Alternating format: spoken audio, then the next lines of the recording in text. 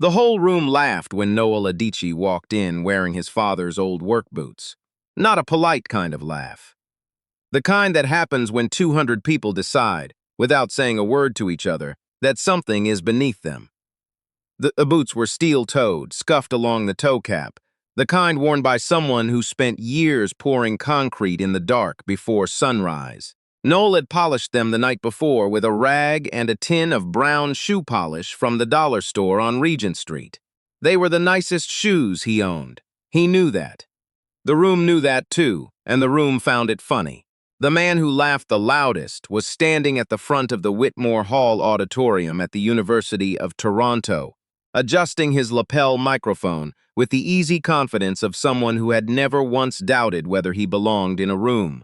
Professor Richard Callard, 48 years old. 3 published books on structural engineering, one of them used as a textbook in 14 universities across North America. He'd built his reputation on a single philosophy. Rigor was not taught, it was inherited. The right family, the right schools, the right postal codes. Talent in Callard's world ran in certain channels, and it did not run through Regent Street in Hamilton, Ontario. The competition is open to all registered engineering students, he said, turning back to the room after his gaze landed on Noel for exactly 1 second. All, he repeated, and let the word sit there like a joke that explained itself. A few students in the front row smiled. They understood the message. Noel didn't flinch. He found a seat in the middle row, set his bag on the floor, and looked straight ahead. He was 31 years old. He had calluses on his hands from 6 years of ironwork on construction sites in the Niagara region, and a notebook in his chest pocket that held 7 years of ideas he hadn't yet had the right room to show anyone. Today was the Callard-Morin National Structural Design Invitational, the most prestigious undergraduate engineering competition in the country. He had registered 3 weeks ago, on a lunch break, standing in a parking lot in his safety vest, on the same phone he used to look up course readings after his night shift ended. He didn't fit the profile. He knew that. He came anyway. To understand what happened that day, you have to understand how Noel got into that auditorium in the first place. Not through the usual path. There was no usual path, not for him. He was born in the East End of Hamilton to Augustine Adichie and his wife Vera, who had come to Canada from Nigeria in the early 90s with 2 suitcases and a name nobody at the immigration desk could pronounce without asking twice. Augustine spent 22 years working trades. Electrical, first, then framing, then concrete and formwork. He was the kind of man who could look at a building still on paper and tell you where it would fail before the first foundation was poured. He didn't have the credentials to prove it, he just had the eye. And he had his son beside him on job sites every summer, the time Noel was 12, handing him tools and explaining in a low, unhurried voice exactly why he was doing what he was doing. Noel learned engineering before he learned it had a name. He didn't go straight from high school to university. The money wasn't there, and his father's back gave out in Noel's final year of secondary school. 2 herniated discs. Surgery, then a recovery that stretched into a year and a half. Noel took his father's place on the crew, not as a helper but as a worker, because the family needed it, and because he already knew how. He was 17 years old the first time a foreman twice his age asked him how to read a load transfer diagram, and Noel drew it out on the back of a delivery invoice with a carpenter's pencil, and the foreman used it. He stayed in the trades for 6 years. He read in the evenings, technical manuals and textbooks bought secondhand from a shop near the bus terminal. He taught himself structural analysis, materials science, fluid dynamics. He filled one notebook, then another, not with homework. With problems he invented himself, questions the textbooks didn't answer, alternative approaches to things the manuals said had only one solution. When he finally enrolled at Mohawk College and then transferred to the University of Toronto's engineering program, he was 27. The youngest person in most of his classes was 20. The professors had a way of looking at him that he'd grown used to in his first semester, a look that lasted half a second, that took in his age and his address and his work history, and reached a conclusion that nobody said out loud. He'd been the best student in every class he'd taken. His marks showed it. The professors found other ways not to say it. The Callard Morin Invitational was the clearest path he had to being seen. Not just seen by a grade on a transcript, seen. The competition format was straightforward. 60 registered students, drawn from engineering programs across Ontario. 3 rounds.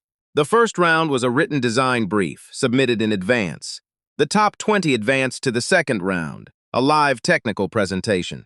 The top 5 from that group entered the final exhibition, where each finalist was given a new structural problem, unseen, and had 45 minutes to produce a complete design solution on paper, presented publicly to the judging panel. Noel had submitted his round 1 brief 6 weeks earlier, working on it between shifts at the part-time site job he was still picking up on weekends. He'd hand-drawn his schematics because his laptop's drawing software had corrupted, and he didn't have the money to reinstall it. His brief arrived at the competition office in an envelope that smelled faintly of sawdust. He knew that because he'd sealed it himself at the kitchen table, after his father had looked over his shoulder at the drawings and been quiet for a long moment, and then said, "In Igbo," the same thing he always said when Noel showed him something he didn't have words for. The scores for round 1 were posted the morning of the live event. Noel's name was on the list. He'd placed in the top 20.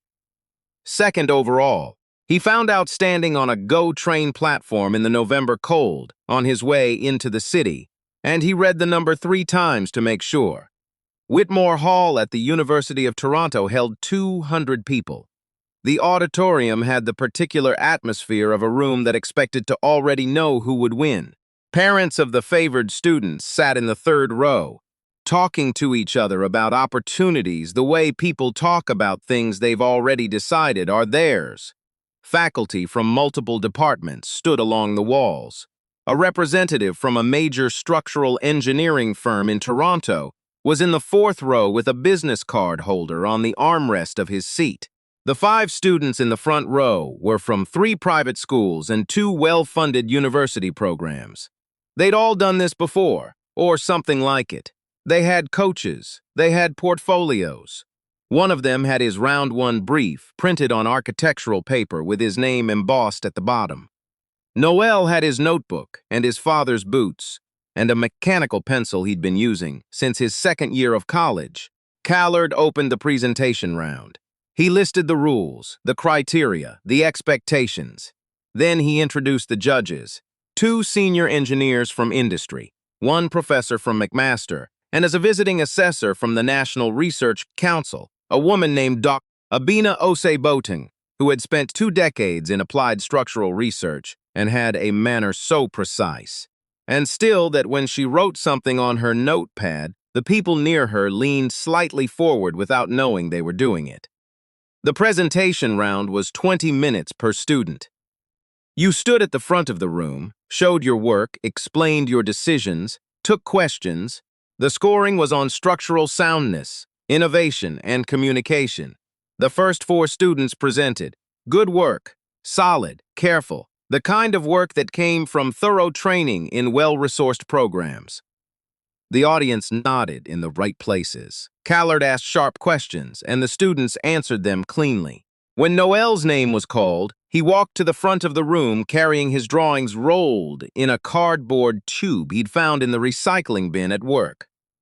He unrolled them on the presentation table and pinned the corners with his pencil, his water bottle, and 2 coins from his jacket pocket. A few people in the audience exchanged a look. He presented without notes.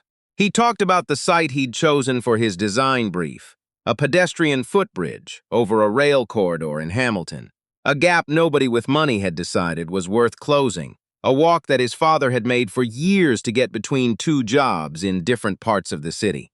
He'd surveyed the corridor himself on a Saturday morning with a tape measure and a borrowed transit level. He'd calculated the load tolerances by hand.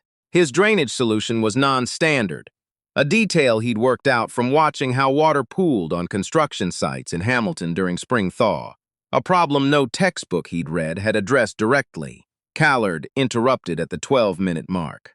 This methodology, he said, tapping Noel's hand-drawn schematic with one finger, isn't in the standard curriculum. Noel looked at him. No, it works, though. Says who? The math. Callard made a small sound. Not quite a laugh. Closer to the sound you make when someone hands you something you've already decided not to take seriously, Noel continued. He walked through the structural calculations at a pace that the room could follow, then at a pace they couldn't quite, then back again. He talked about failure modes the way someone talks about things they've watched fail in real conditions, not in simulation. He talked about cost tolerances as though they were real constraints, because to him they always had been. When he finished, the room was quieter than it had been after any of the other presentations. Where did you study structural analysis? Noel said, Job sites. Then books. Then here. Callard nodded once, the nod of a man filing something away in a drawer he didn't expect to open again. The results of the presentation round were announced an hour later. Noel had made the final 5. He was ranked 3rd. The student in first was a 4th year from the University of Waterloo named Fraser Drummond, who had interned at a major firm the previous summer, and whose round 1 brief had been reviewed in advance by 2 licensed engineers. Callard had mentored Fraser personally. He'd been mentoring him since Fraser's 2nd year. Fraser was gracious. He nodded at Noel without quite meeting his eyes, the way you acknowledge something you haven't decided how to categorize. The final 5 were taken to separate preparation rooms 45 minutes before the exhibition round. The rules were standard: no phones, no personal materials. Reference texts provided by the competition. 45 minutes to warm up before the unseen problem. Noel asked if he could have his notebook. The proctor checked with the judges' table. The answer came back in under 30 seconds. Competition materials only. Noel sat down, closed his eyes for a moment. Just a moment, then opened them, reached for the stack of reference texts, and started working. He didn't open the structural handbooks first. He pulled the 3 most recent editions of the competition's own past problems and solved each one in his head, writing only the critical steps. He was testing himself for time, calibrating the speed of his working memory against the clock he knew was coming. Then he did something the proctor standing near the door had clearly not expected. He set the past problems aside, pulled a blank sheet of competition paper, boxers, and started writing structures, not solutions, not calculations. Frameworks for how different kinds of structural problems connected to each other. Conceptual maps. Decision trees branching out from the type of load to the type of failure mode to the type of intervention. He was sorting the inside of his own mind. See, Noel had read Callard's published work, not because anyone assigned it, but because it was available and he was thorough. He'd read all 3 books. He knew Callard's preferences, the way the man thought about load distribution, the specific family of problems he returned to again and again in his writing.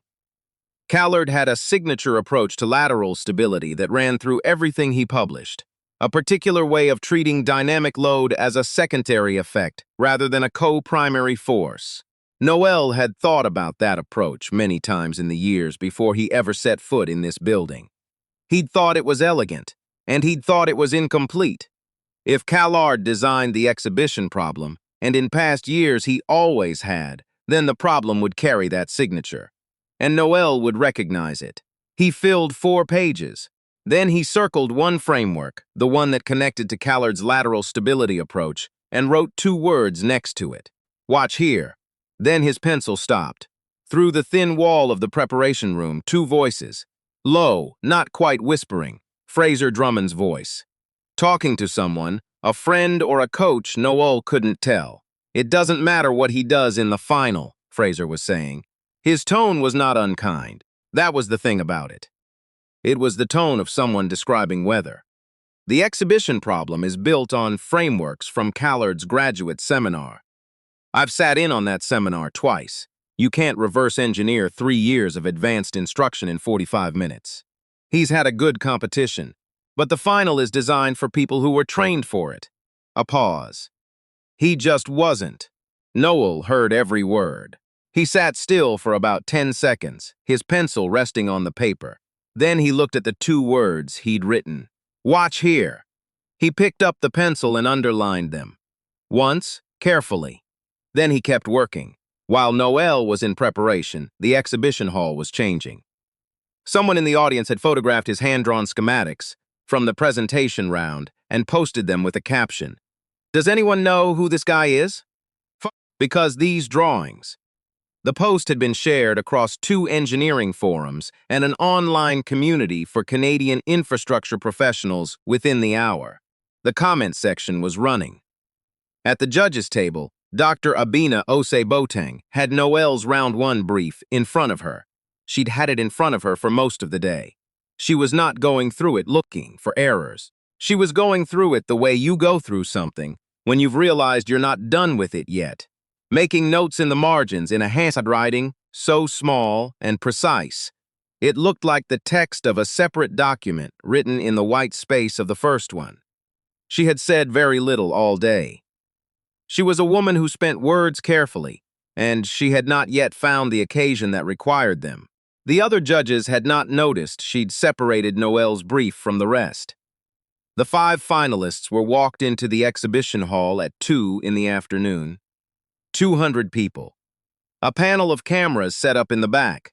A live stream that had been running since the morning with about 400 viewers, which had climbed to 1,200 during Noel's presentation, and was sitting at just over 2,000 now. Callard stood at the front of the hall and welcomed the finalists.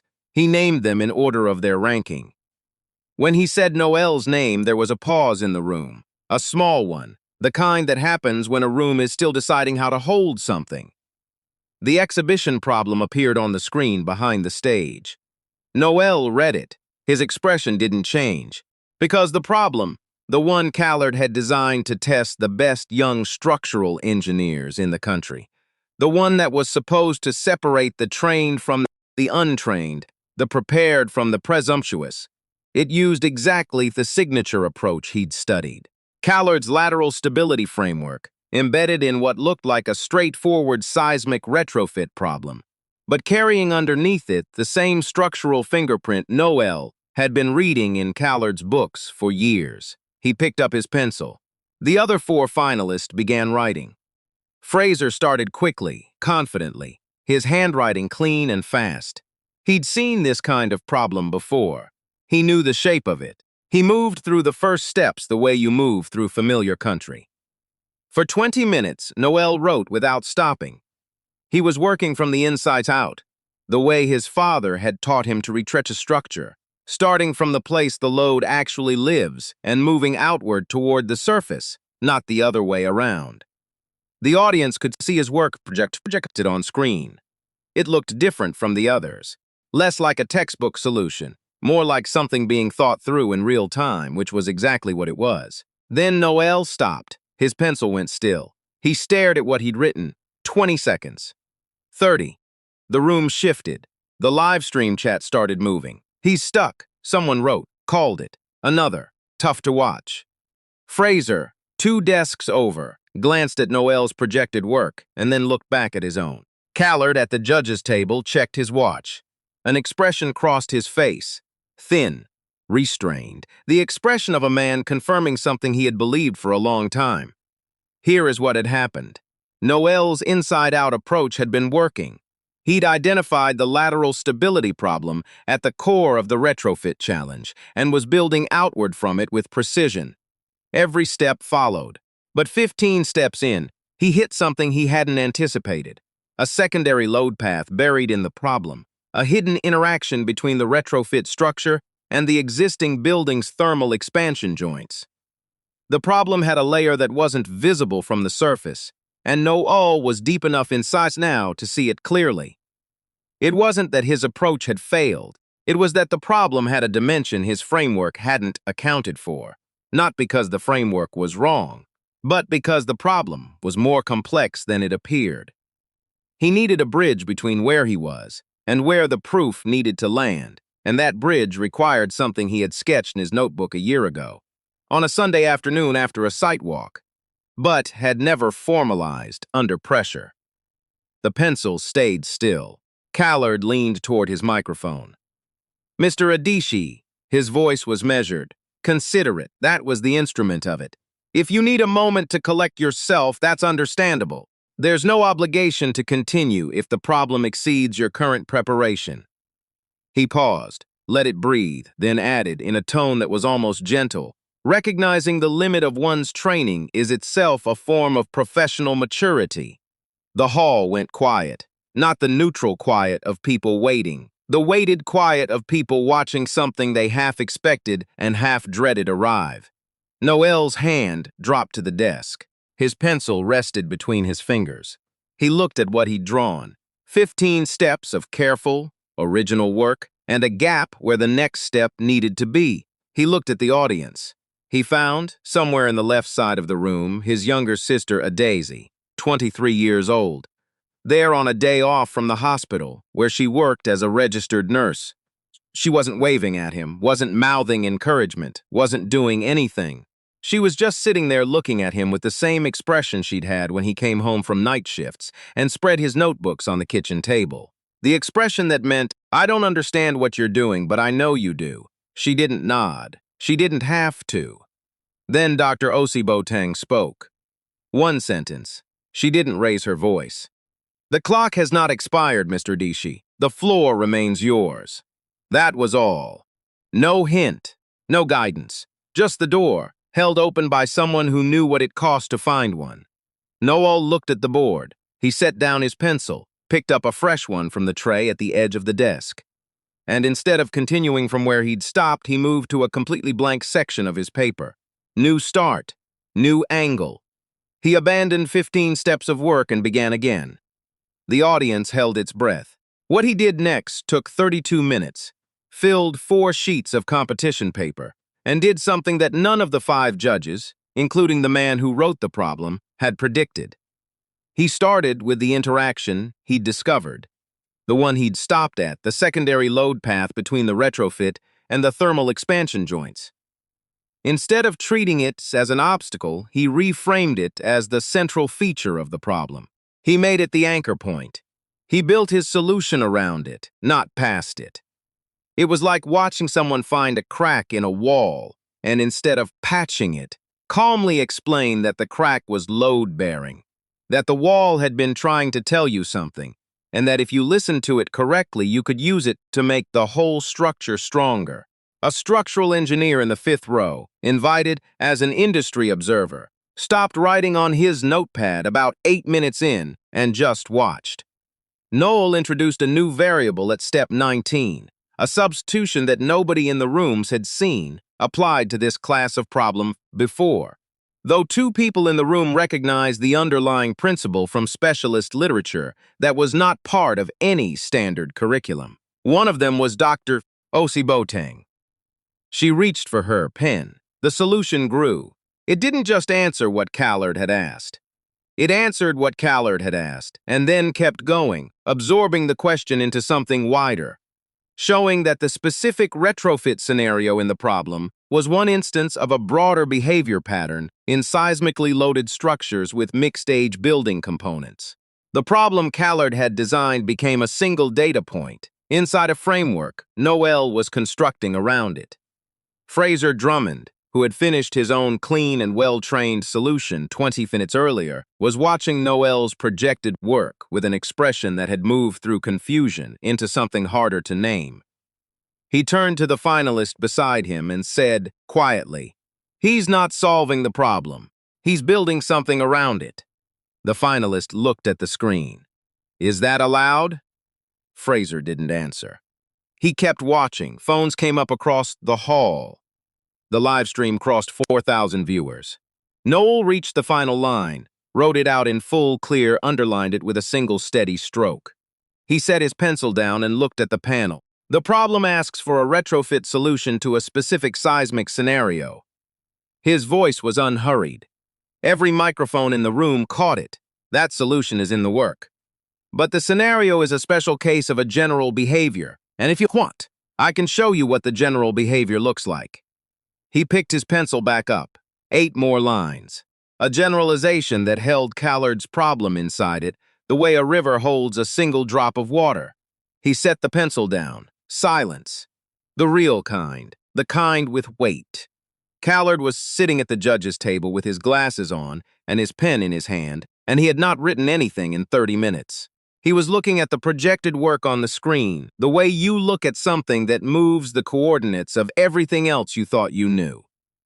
Dr. Osiboteng was already writing on her scoring sheet. Her pen moved without stopping. In the margin beside her score, one word, and the assessors in the front row, who could see her notation, leaned slightly forward to read it. Generative. Caldwell, the McMaster professor on the panel, stood up and began to clap, slowly, once, twice. The sound echoed in the quiet hall. Then a woman in the third row stood, then 12 people, then the back of the room, then the whole hall, all at once, the way water rises. The live stream chat was a wall of fire moving too fast to read. Fraser Drummond was on his feet before half the room was. Whatever competition existed between them had become something else entirely. He knew what he'd watched, and he was honest enough to say so with his hands. A Daisy in the left section of the audience did not clap. She was pressing her fingers against her mouth, trying to hold herself together, failing somewhat. Noel was not looking at the audience. He was looking at Richard Callard, the only person in the room still seated, still silent, hands flat on the table in front of him. 200 people standing and making noise around him and a camera recording every second. Noel waited. Chalk, dust, in this case pencil graphite, on his fingers. His father's boots on the floor. He looked at the man who had laughed when he walked in, who had interrupted his presentation, who had offered him an exit ramp disguised as professional courtesy. He looked at him, and he didn't look away, because this was never only about a design competition. It was about being seen, not tolerated, not accommodated, seen. And Noel Adichie was not going to lower his eyes until the man in that chair understood the difference. The applause was still moving through the hall when Dr. Osiboteng stood for the second time that day. The room came down on its own, fast, because when a woman who has said almost nothing all day stands up, you understand that what comes next has been decided carefully. Before the official result is announced, she said, "I want to enter something into the record of this competition." Callard looked at her. His expression shifted in a way that was difficult to name, but recognizable to anyone who had ever watched someone realize that the ground had moved. She reached into the folder in front of her and removed a single sheet. She didn't hold it up theatrically. She simply placed it on the table where the room could see it was there. Mr. Adichie's Round 1 brief contains a non-standard drainage methodology that was flagged during the initial assessment as outside standard curriculum. I reviewed that methodology against the applied load data from his survey of the Hamilton site. The methodology is not only valid, it accounts for a class of spring cycle drainage failure that the standard approaches do not model. She looked at the room. His survey data was original. His methodology was original.